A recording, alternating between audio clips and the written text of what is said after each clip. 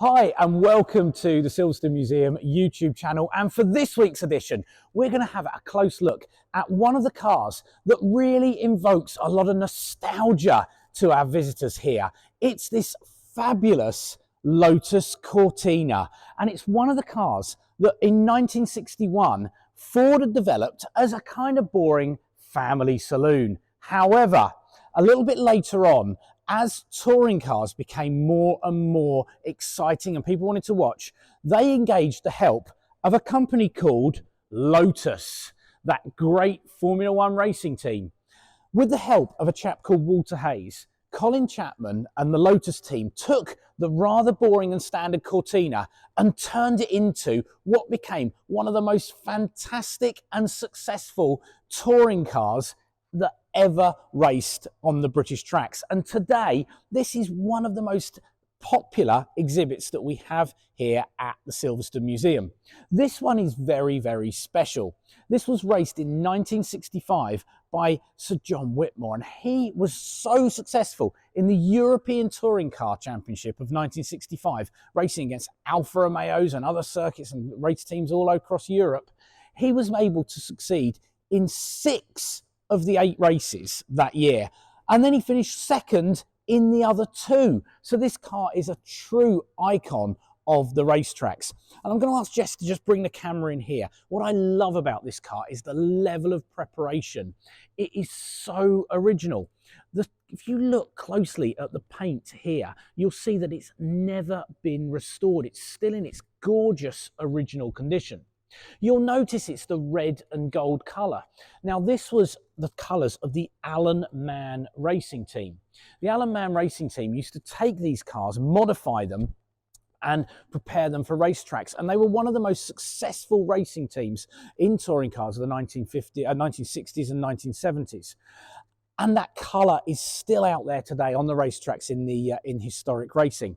A lot of these were raced in the iconic kind of just off white with the green stripe on, and people like Jim Clark, the Formula One driver and Formula One world champion, would have raced cars like this. But this one is in the Alan Mann colours, and it's absolutely stunning. What we're going to treat you to today is we're going to have a look inside the car. So if I get Jess to just move around, and we're going to open the doors up and we're going to have a look, because the original status doesn't just stick to the outside. We actually look inside, and I wish you could smell what I could smell now, because the original leather, it just smells gorgeous.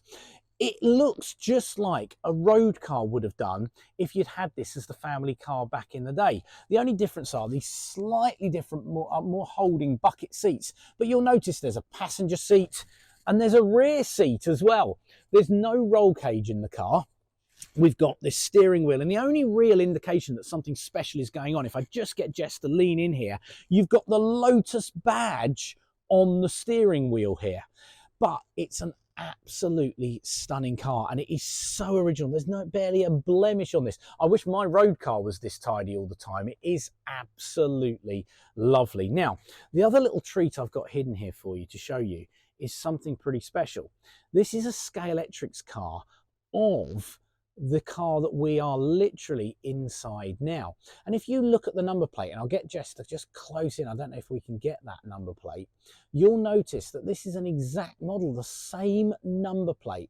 And this is one of the first kind of direct models that Scalextric made, and it was actually of this car, and it was so popular. Scalextric, if we now come around to the front of the car, you can see the actual number plate on the front here, and it matches the Scalextric car.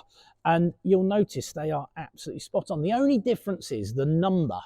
Now, the number is number 41, and that was the number raced at various points, but also the number 27 was used on this car as well. It wasn't like things like Formula One today where people have set numbers. It used to be as you almost turned up at the circuit, you got given a number and off you went racing. So that's why the numbers are a bit different. But you've got this gorgeous link with the number plate, and the car is stunning. And I love loads of other details on this car. Things like these lovely leather straps that hold the bonnets together. It's still got the original spotlights, because some of the races were quite a bit longer, so needed the extra lighting. You've got the lovely red and white stripes on the front, which really make this car stand out. As we move our way round the car, lovely detailing with the name and address of the race team. Now, you don't see that in racing today, which is a real shame. And if we just move around to the back, another little detail that's lovely are these lovely little Lotus badges that just ping here, and moving around to the back of the car. And it's one of the things sometimes we talk to visitors and they say the back of this car was quite interesting. These lights have got this really odd little arrangement to them and really made it stand out as a Cortina. But it's a really, really special car. To get up close to something that is not only historic and valuable, but actually in such original condition, is something that we are really proud to be able to allow our visitors to do here at the Silverstone Museum.